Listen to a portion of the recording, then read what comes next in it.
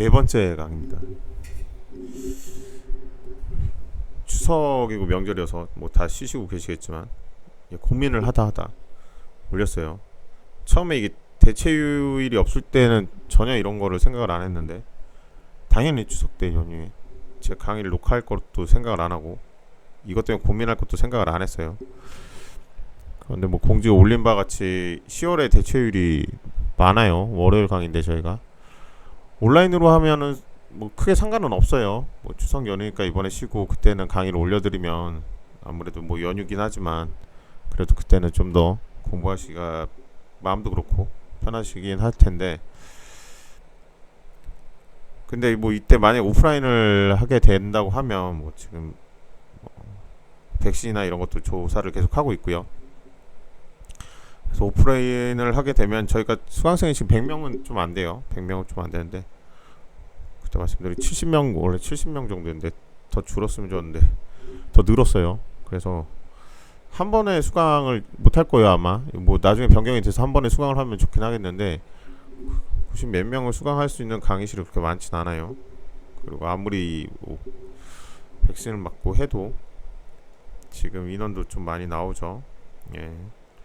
그래서 한다고 해도 문제고 뭐안 하면 크게 상관없겠지만, 그래서 만약 했을 경우에 일부만 휴강에 대해서 보강을 하는 형식이 될 수가 있어요. 이게 어떤 말씀을 드리는 거면 4일 11일 날 보강을 해야 되겠죠. 그리고 이번 20일도 만약에 수업을 안 하면 보강을 해야 돼요. 보강 주간이 하루밖에 없죠. 이틀은 나와서 수업을 들으셔야 되는데, 뭐 이게 두 반으로만 분리되면 한 번씩 나오시는 거니까 별로 그 부분에 대해서는 불만이 없을 것 같아요. 근데 만약에 이게 세 반, 네 반으로 나눠지게 되면 어떤 학생분들은 나와서 오프라인 수업을 들어야 되고 휴일날 어쩔 수 없죠. 휴일날밖에 못하겠죠. 여러분들도 다른 강의가 스케줄이 있을 테니까요. 뭐 그렇게 되면은 좀 뭐 강의 듣는 거야 똑같긴 하겠지만 휴일날 나오기 싫잖아요. 예. 저도 저 같아도 나오기 싫은데요. 굳이 다른 스케줄이 있을 수도 있고, 아무리 어딜 안 가고 뭐 한다고 해도 지금 또 다른 스케줄이 있으면은 거기에 맞춰서 가셔야 되고 하니까, 그래서 그렇습니다. 예, 지금 고민이에요. 예. 그래서 고민을 하다가 한 번 정도는 어떤 식으로든 뭐 바꿔서 할 수도 있을 것 같은데 안 될 것 같아서 온라인으로 하면 여러분들이 뭐 시간 내서 수강 기간 안에만 들으시면 되니까요. 뭐 제 수업이 또 다 연장선에 있는 수업도 아니고 그때 수업만 그냥 따로 들으시면 되고요. 만약에 못 들으신 분 있고 수강 기간이 짧아서 뭐가 문제가 생기고 중간고사 때까지 영향을 미친다고 하면 제가 그냥 조절을 할게요. 그건 시험 범위에서 빼버리면 되죠. 그리고 지금 상황에서는 온라인으로 시험 볼 것 같아요. 온라인으로 시험 보면 지금 못 보겠죠. 예, 일반 시험처럼은. 그래서 저번 학기처럼 될 것 같긴 해요. 아마도 그냥 시험 문제를 뭐 미리 알려드리고서는 서술 형식으로 작성을 하든지 아니면 간단한 케이스를 내드리든지, 아무튼 불편함은 없게 미리 말씀을 드릴게요. 오늘 같은 경우도 미리 말씀드렸으면 좋긴 한데 저도 계속 고민하다가 추석 연휴에 나왔습니다. 뭐 제가 집에서 추석 연휴를 지내기 싫어서 나온 게 아니에요. 추석 연휴인데 저도 애를 봐야 되는데 애 보는 것보단 수업하는 게 훨씬 좋습니다. 그래도 애들 보는 거 되게 힘들어요. 뭐 그건 거고, 예. 일단 나와서 강의를 올려드리고 할 테니까요. 그냥 시간 되실 때 보세요. 그리고 수업 출석만 하시면 되니까요. 만약에 뭐 이게 큰 문제가 있으시다 보니 스케줄에, 그러면 저한테 메모를 보내세요. 메모를 잘 못 보니까 메일로 보내시는 게 더 낫긴 해요. 보내시면 타당하면 제가 그게 합당하게 뭐 처리를 해드리겠습니다. 뭐 당연히 본인이 생각하시는 거하고 달라질 수 있는 거니까요. 이거는 뭐 근데 학교 일정하고 뭐 여러 가지가 겹쳤으니까 그 부분 정도는 양해해 주실 거라고 믿고, 그래서 오늘 수업을 할게요. 예. 명절이죠. 예, 명절입니다. 되게 많이 왔다 갔다 하더라고요. 많은 분들이. 예.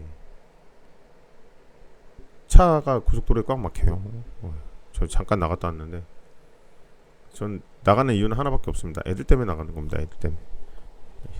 제가 어딜 막 나가고 싶어서 나간 게 아니라, 뭐 돌아다니는 거 좋아하고 여행도 좋아하고 다 하는데 지금은 자녀들 때문에 되는 상황이라 조금 다르죠. 그래서 애들 갈 수 있는 데로 가야 돼서 사람 많은 데는 또 못 가고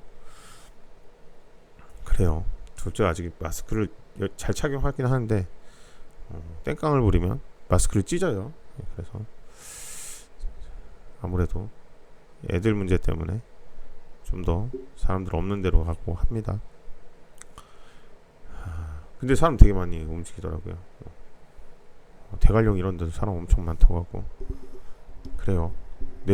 내려가시는 저 아시는 분들도 사람 많다고 하고 여러분들도 뭐 고향에 가 계신 분들도 있을 거고 수도권이나 뭐 다 여기 계시면은 그냥 집에 계신 분들도 있을 거고 연휴가 좀 길다 보니까 답답하신 분도 있을 텐데 저는 뭐 어차피 연휴 끝나도 그 다음 날부터 재판이라 재판 준비해야 되고 뭐 그렇긴 합니다.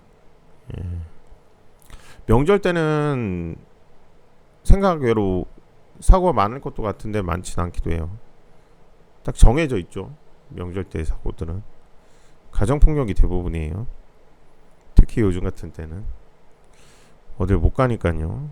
가긴 가시는데 이젠 그렇게 예전처럼 자유롭게 가시지 못하니까 아무래도 좀 그런 부분이 있어요. 전에도 이제 말씀드렸지만 집에서 과음을 하시고 약주를 하시고 하시면 아무래도 사건이 많이 발생합니다. 제가 워낙에 술을 좋아하기도 하고 자주 마시기도 하고 저희 와이프도 저 때문에 술이 늘었어요. 예, 그런 것 때문에 그런 사건으로 이제 상담을 하게 되면은 깜짝깜짝 놀래요. 예, 제 얘기 같기도 하고 놀래긴 하는데 그렇다고 제가 그렇다고 하면서 설명을 드릴 수는 없고 걔 맞춰서 설명을 드리긴 해요. 기사를 이제 뭐 한 두어 개 정도 오늘 상속하고 성년후견 하는데 성년후견은 뭐 계속 말씀드렸던 부분도 있고 상속 부분은 크게 문제될 경우가 거의 없어요. 특히 상속세를 뭐 따로 지금은 좀 생각하실 필요가 있긴 해요. 요즘에 부동산 가격이 너무 많이 올라서 상속을 할 때 기본공제를 한다고 해도 세금을 물어야 되는 경우가 상당히 많을 수가 있어요.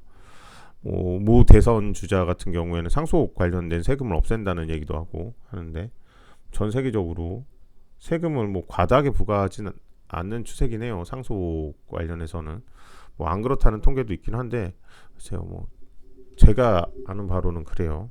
제가 아는 게 다 맞진 않겠지만 뭐 이거는 직접적으로 여러분하고 관계는 없어서 대충 말씀드리긴 한데 제가 알기로는 다는 좀 하향화 추세 뭐 이런 식으로 처음에는 이제 높였다가 유럽 국가들이 그 다음부터 상속세로 인해서 발생하는 부분이나 사회적인 뭐 제대로 이제 기업이나 이런 게 뭐 전문 경영인한테 간다고 해도 승계가 제대로 되지 않는 경우들이 생기고 하다 보니까 그리고 그런 문제 때문에 기업 자체가 해외로 다른 데로 본점 소재지를 옮겨버려요. 그러면 세금이 나라에서 거치는 세금 자체가 훨씬 줄어들죠, 당연히. 뭐 여러분들이 축구를 좋아하실지 모르겠는데 축구 선수들도 그렇죠. 그런 경우 많죠. 해외로 다른 데로 가는 경우도 많고. 예. 그 세금 때문에 그런 경우도 되게 많아요. 세금이 아무래도 이제 뭐 제 그 정도 세금을 낼 일이 있으면 좋겠지만 기쁘게 낼 것 같아요. 근데 뭐 그 당시 되면은 또 기쁘진 않겠죠. 몇십억, 몇백억 뭐 이런 금액 같은 경우에 최고 세율이 거의 다 정해져서 부과되다 보니까 금액이 워낙에 높아요.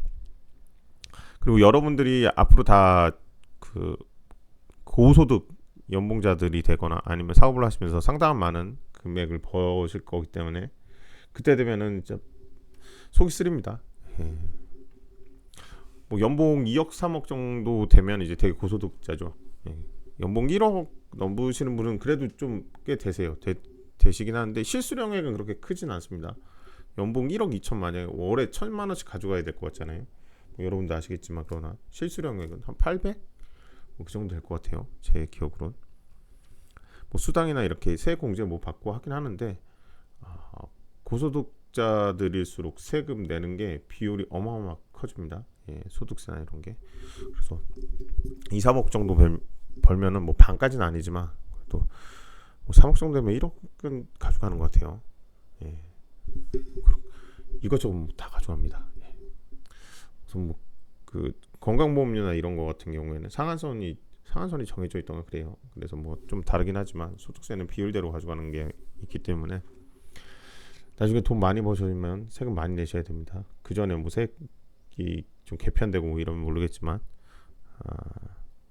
그래서 이제 보통 이제 포퓰리즘이나 이런 거에 대해서 좀 반대되는 의견을 펼치시는 분들이 가장 많이 걱정하시는 게 그런 것들이죠.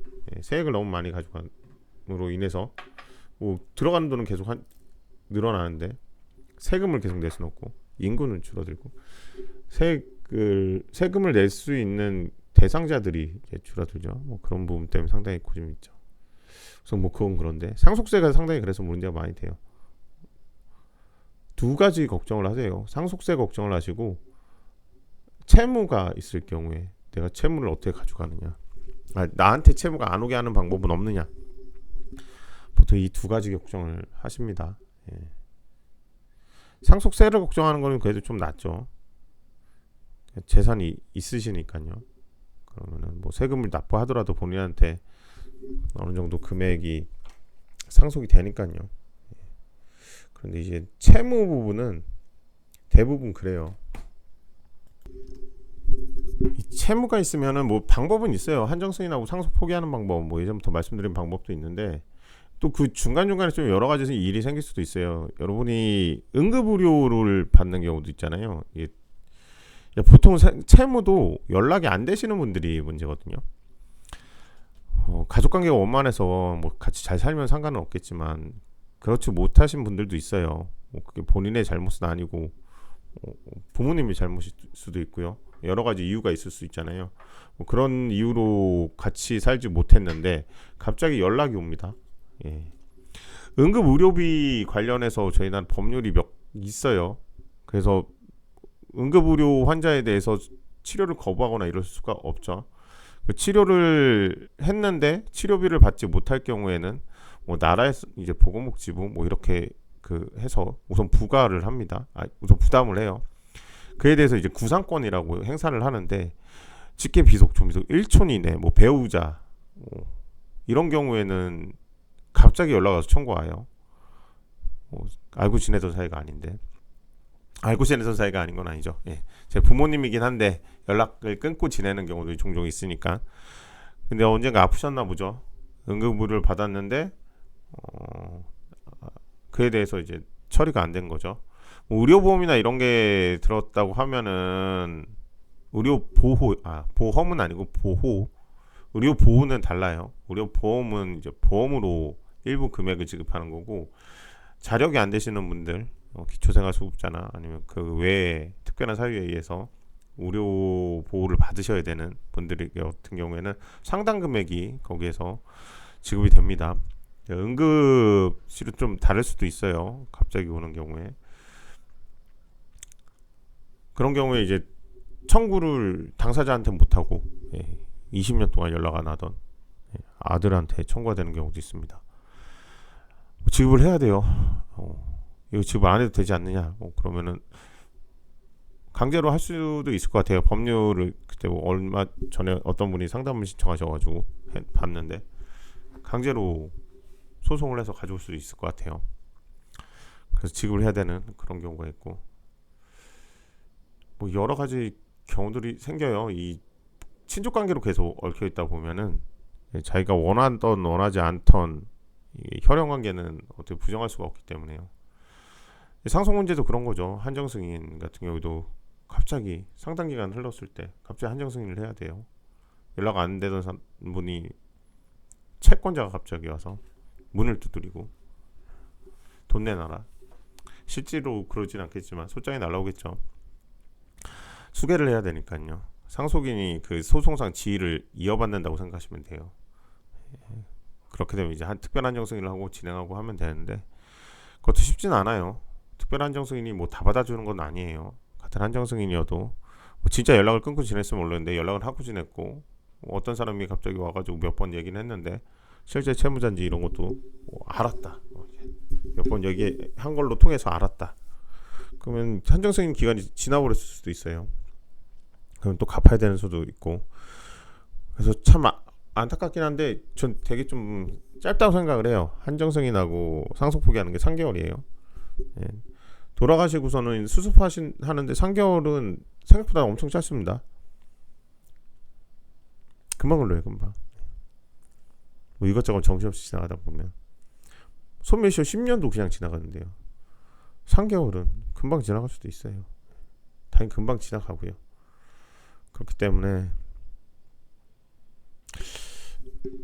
한 6개월 정도는 해줘야 되지 않나 뭐 이런 생각 드는데, 이제 채권자들하고 채무자들 입장도 생각하는 거죠.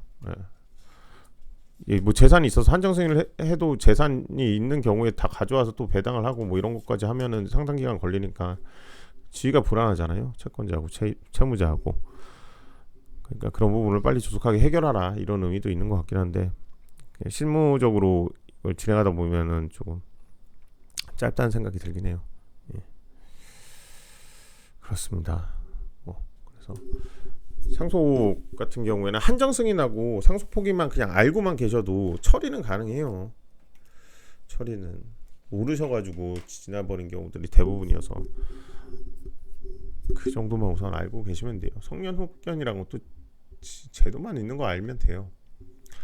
저한테 연락을 오셔가지고 혼자 할 수 있냐고 물어봐요. 성년 후견이나 상속 혼자 할 수 있죠. 당연히 할 수 있습니다. 되게 어려울 뿐이지 재산 목록 만들고 이런 게 쉽진 않으니까요. 그거를 저한테 구두로 설명해달라고 하면 못합니다.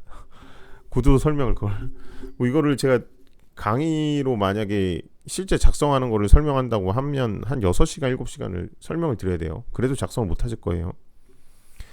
요즘 표가 나와 있으니까 거기에 체크하고 보정이 나오면 거기에 따라서 보정을 또 하시고 이런 과정에서 하시면 모르겠는데, 뭐 저 말고라도 주변에 법조인 아시는 분한테 그 절차를 설명해 달라는 건 모르겠는데 이거 직접 작성하는 방법을 설명해 달라 이러시면 안 돼요. 그냥 써달라는 거하고 똑같은 거예요. 그거는 우선 직접 쓰는 게 더 빨라요. 차라리 그럴 바에. 뭐 그렇기도 합니다. 오늘은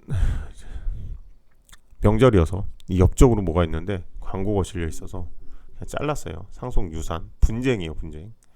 내목은 왜 없나? 뭐 분쟁 많습니다. 특히 부동산 뭐 여기에서도 이런 이유 때문에 한 건데, 집값 폭등에 부동산 상속 갈등이 생기죠. 이게 그 기존에 이제 미리 증여를 하신 분들 때문에 갈등이 더 많이 생기긴 해요. 미리 부동산 자산이 그렇게 뭐 당연히 큰 자산이긴 했지만 그 전에도 지금은 부동산 자산이 뭐 총 본인 자산에 대한 퍼센트로 하자 그러면은 일반인들은 거의 대부분일 거라고 생각이 들어요.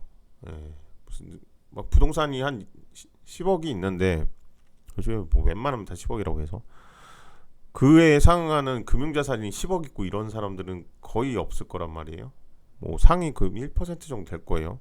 금융자산이 10억 있고 부동산이 10억 있고, 뭐 부동산이 20억 있고 금융자산이 2억 있고 뭐 이 정도는 있을 수 있어요. 근데 이제 비율로 따지면은 그런 식으로 자산을 형성하는 경우가 많진 않아요.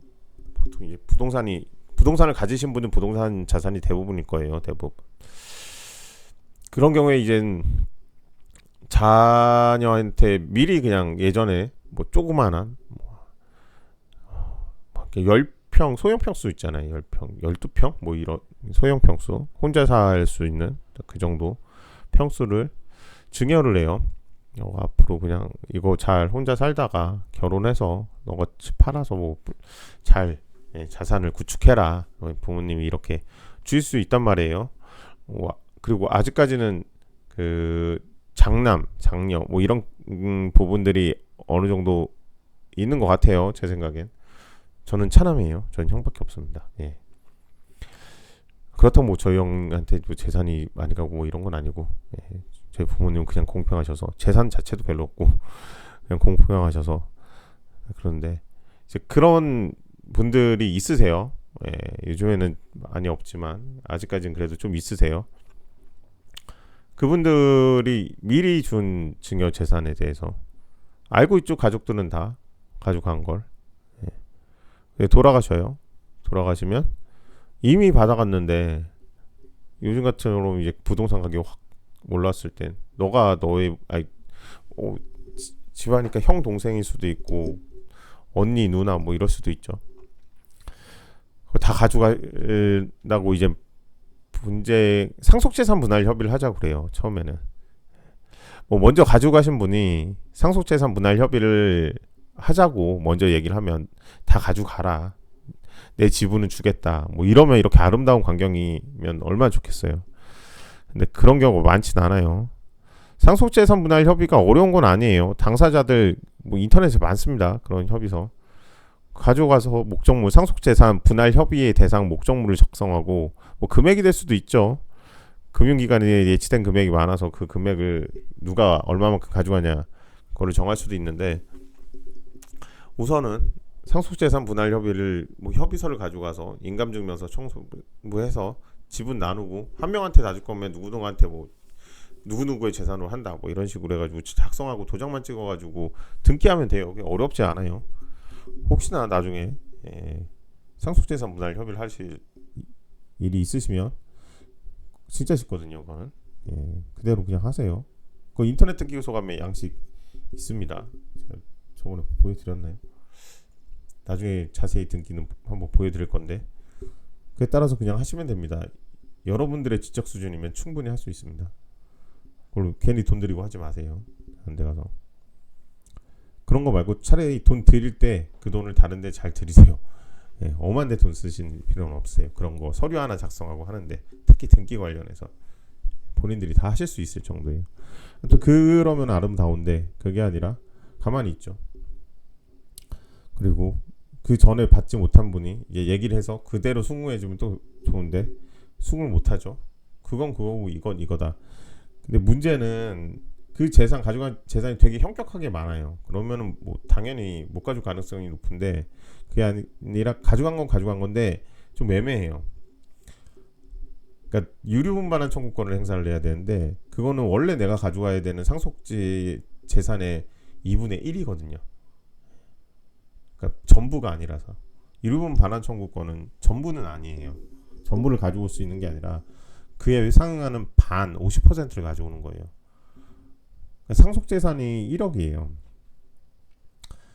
그러니까 증여받은 것도 생각하는 거예요. 보통 뭐 제3자한테 주는 경우 많지는 않잖아요. 그 제3자한테 줄 경우까지 공동상속이나 이런 분이 아니라 진짜 모르는 사람한테 줄 정도까지 재산이 많으시면은 모르겠는데 그게 아니면은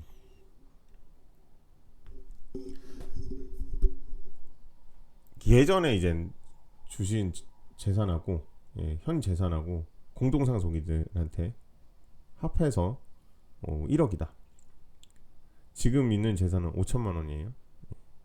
그걸 뭐 두 명이서 가져갔는데 그 5천만 원을 다 주면 좋죠. 그 전에 자기는 5천만 원을 받았으니까. 그렇게 5천만 원씩 가져가지 않고 2,500씩 가져가요. 증여된 거는 5천만 원. 증여되지 않은 진짜 상속 돌아가신 이후에 상속할 재산은 5천만 원. 그러면 2,500만 원씩 가져갔죠. 상속 재산만으로는 2,500 가져가니까 총 재산은 1억이었는데 그 중에 4분의 1만 2,500만 원 가져가는 거예요. 500만 원만. 어떻게 보면 불합리하죠. 살아 계실 때 형만 이뻐해서 형한테만 돈 주고 나한테 돈 안 줘서 2,500만 원밖에 못 가져간다. 그래도 유류분반환 청구권은 행사할 수 없습니다. 유류분반환 청구권에 해당하는 금액을 이미 가져가신 거기 때문에요. 반이라고 그랬죠. 원래대로 상속을 증여를 안 받고 그게 다 상속재산이 됐다고 하면은 상속받은 금액은 1억이죠. 1억에 5천만 원이죠. 총 금액이 1억인 거고 그 중에 5천만 원을 받는 거예요. 그러면 그 5천만 원 2분의 1 2,500만 원이죠. 이미 상속재산은 그건 받았죠. 그러니까 침해가 없는 거예요. 침해가 없으니까 이제 유류분반환 청구를 행사를 할 수가 없어요. 그런 경우가 좀 있어요. 그래서 명절 때 많이 싸웁니다. 예. 뭐 나중에 여러분들이 다 크고 자녀분이 생기면 공평하게 나눠주세요.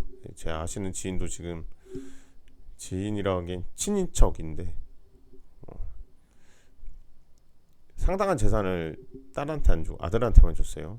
지금 명의를 이전을 했다고 저희가 들었는데 다 합해서 한 5억 정도 될 거예요. 제가 알기로는. 딸한테 1원도 안 줬어요. 예. 그렇다고 사이가 안 좋은 건 아니에요. 사이가 다 좋으세요. 근데 그렇게 배분을 하셔서 뭐 그만한 이유는 있겠죠. 예, 그건 제가 알 수는 없지만 그래서 따님께서 상당히 언짢아하신다는 그런 얘기를 들었어요. 그럴 수 있습니다. 뭐 당연한 거예요. 제가 보기에는 뭐 그 정도를 해탈할 정도면은 정말 인격적으로 훌륭하시고 하신 분들이죠. 저 같아도 서운할 것 같아서요. 예. 뭐 그런 얘기들이 이제 오랜만에 모이고 같이 한 자리에 모인 자리에서 갑자기 나오게 되면 분쟁의 소지가 항상 되긴 해요. 재산이 많으면 이런 게 걱정이라고 해요. 그래도 재산 많고서 이런 걱정하는 게 더 나을까요? 잘 모르겠습니다. 저는 둘 다 일장일단이 있는 것 같아요. 너무 없다 그러면 당연히 이런 재산 걱정을 하는 게 당연히 좋겠지만 네, 삶에 지장이 없고 평탄하게 살아오시는데 이런 것 때문에 분쟁이 생기고 한다고 하면 그것도 가슴 아픈 것 같아요. 그렇습니다. 예. 이것도 이제 이거는 그 며칠 전 기사죠. 추석 앞두고 가정폭력 사건, 재산 상속 이런 것 때문에 이번에는 뭐 기성이나 이런 걸 이렇게 간다고 해도 같이 모이지는 않죠. 예. 많이들 같이 모이고 할 일이 크게 있지는 않을 텐데 아무래도 시부모님이나 처가댁이나 제 기준으로서는 처갈 거고요. 제 와이프 기준으로 해서 시부모님이나 이렇게 방금 전에 말씀드렸던 그런 재산이 증여가 되고 상속되는 과정에서 분쟁이 발생할 수가 있어요. 그게 또 이제 증여를 요즘에 많이 하잖아요. 부동산 가격이 올라가면서 매도를 했을 경우 양도소득세가 많이 나오니까 증여를 많이 하는데 그런 과정에서 더 많이 얘기가 나오죠. 증여를 이미 해버리니까요. 근데 왜 우리는 안 주실까 막 이러면서 얘기가 나오게 되면은 또 그렇게 분쟁이 되고 거기에서 이제 그 분쟁이 거기에서만 끝나면 되는데 집에 다시 돌아와요. 뭐 잠깐 얼굴을 뵙고 돌아온다고 하면은 집에 와서 똑같은 얘기가 나올 수 있습니다. 많이들 그래요. 서운하니까요. 서운한 마음을 이제 배우자한테 아니면 배우자가 서운한 마음을 그런 식으로 이제 서로 표현을 했는데 뭐 한쪽 입장에서는 기분이 나쁠 수가 있죠. 예. 어떻게 보면은 자기 부모님을 욕하는 정도라고 생각할 수도 있고요. 뭐 아니겠지만 뭐 그렇게 된다고 하면은 분쟁이 발생할 수밖에 없어요. 그게 심해지면 이제 가정 폭력으로 가는 거고요. 가정 폭력도 많이 심해지면 생각보다 이제 우발적으로 살인까지는 아니고요. 상해죠. 상해인데 살인 미수라고 봐도 이상하지 않을 정도의 상해들이 생각보다 많이 일어납니다. 사람이 갑자기 우발적으로 돌변하면 평소에는 그러던 사람이 아닌데 주변에 칼이 있다. 그러면 그 칼을 들고 갑자기 위협을 하기 시작하는 거예요. 그게 진짜 쉽지가 않거든요. 그러니까 뭐 피할 수도 없죠. 예. 우발적으로 일어나는 거니까 이미 그냥 그 앞에서 그런 일들이 벌어져요. 그러면 이제 상당히 문제가 커지죠. 그래서 여러분들은 아직 그 정도 나이가 안 되셨을 것 같긴 한데 이런 일들이 되게 많아요. 주변에서 나중에 혹시라도 분쟁이 생길 것 같다 그러면은 서로 원만하게 해결할 수 있는 방안을 마련하시고 양보를 하세요. 양보하시면은 이혼도 안 하고 산속으로 분쟁도 생기지 않습니다. 뭐 저 같은 변호사는 사건이 많이 줄어들긴 하겠죠. 근데 가정폭력이나 뭐 가정에서 가사 사건은 좀 줄어도 될 것 같아요. 좋은 것도 아니고요. 다른 사건도 줄으면 좋겠지만 가사 사건은 특히 가족 간의 문제로 인해서 진짜 극한 상황까지 간다고 생각이 되거든요. 특히 소송까지 가는 경우에는 누누이 말씀드리지만 안 좋은 얘기밖에 안 해요. 저도 변호사니까 상대방 저희 의뢰인을 승소시켜 드려야 되잖아요. 예. 최대한 자중을 해서 얘기를 하긴 해요. 근데 정말 글쎄요, 모르겠어요. 이거는 그 변호사들마다의 스타일이긴 한데 정말 심각하게 막 비하하는 발언을 하는 변호사분들도 계세요. 뭐 의뢰인이 그렇게 요청을 해서 한 걸 수도 있긴 하겠지만 그렇지 않은 경우도 꽤 있어요. 이기기 위해서 혹시나 나중에 법정이 되시면 그러지 마세요. 되게 그렇다고 이기는 것도 아니에요. 상대방 비하해봤자 이혼은 그 정도 되면 이혼은 서로 해요. 근데 뭐 이혼을 하는데 뭐 위자료 그렇게 비하해도 위자료가 뭐 10만 원, 20만 원 이렇게 올라갈까요? 그렇게도 안 올라갈 것 같아요. 제가 보기엔. 당사자들 감정만 안 좋아지죠. 좋게 해결할 일도 좋게 못 해결합니다. 나중에 법정이 되시면 당사자들 잘 다독거려서 진짜 승소할 수 있는 그런 소송을 하셔야 돼요. 뭐 제가 그렇게 잘난 건 아니지만 또 그런 거는 아닌 것 같아요. 좀 잘못된 것 같아요. 점점 이제 법조 시장이 아무래도 이제 변호사들이 많아지다 보니까 로스쿨에서 뭐 2,000명씩 나오죠. 맞나요? 맞는 것 같은데 아닌가? 제가 요즘에 저도 이제 오래돼서 관심이 없어서 지다 보니까 상당히 많이 나오죠. 예, 금방금방 늘어나요. 엄청 많아요. 어디 가서 다 일을 하신지 모르겠는데 그렇다 보니까 좀 안 좋은 말들도 하시고 해서는 안 되는 형태로 수임도 하시고 하는데 여러분들이 법조인 되시면 그러지 마세요. 예, 안 그래도 아직까지는 제가 보기엔 먹고 살 수는 있습니다. 예, 뭐 그렇게까지 하면서 하는 건 아닌 것 같아요. 예, 제 생각이고요. 그냥 이거만 하다 보니까 이거는 예전에부터 썼던 건데 꽤 오래된 거예요. 예. 되게 많으신 분이에요, 저분이. 얼마 정도 있었더라.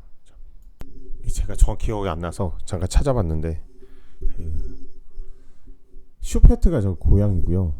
고양이를 지금 키우는 라커펠트라는 저 사람이 재산이 2,200억 정도 됐다고 하네요. 예. 슈페트가 벌어들인 돈도 38억이었대요. 굉장히 많이 벌었죠. 광고하고 뭐 이러면서. 아무튼 저런 그 고양이한테 상속을 할 수가 있습니다. 말이 상속이지 상속은 아니에요. 신탁하는 거예요. 어떤 위탁하는 거죠. 돈을. 내가 죽으면은 이 돈을 슈페트가 생활할 수 있게 너네가 관리를 해라. 자산관리사를 따로 두신다고 생각하시면 돼요. 그런 식으로 위탁을 해서 신탁으로 계약을 해서 맡겼다고 해요. 그 장애아를 이제 두신 부모님들이 이제 가장 걱정하시는 게 본인들이 돌아가신 이유거든요. 돌아가신 이후에 자녀가 원만하게 생활할 수 있는 환경을 만들어주고 싶은데 후견인이나 이런 주변에 지인분들이 있어서 다 그런 게 원만하게 해결되면 좋은데 아무래도 돈이 엮이다 보면은 아무리 친한 사이여도 문제가 생기는 경우들이 있어요. 그런 경우들을 좀 대비해서 신탁하는 경우들이 좀 있습니다. 신탁하는 경우에는 돈 자체를 그 해당하는 범위 내에서 지급이 되는 거라 마음대로 하진 못해요. 마음대로 하지 못하는 게 더 문제가 될 수도 있긴 한데 그래도 안전하긴 하죠. 그래서 그런 식으로도 하긴 해요. 우선 강의 들어가기 전에 그냥 기존에 하고 얘기해 드렸는데 여기까지 하고 다음 강의 할게요.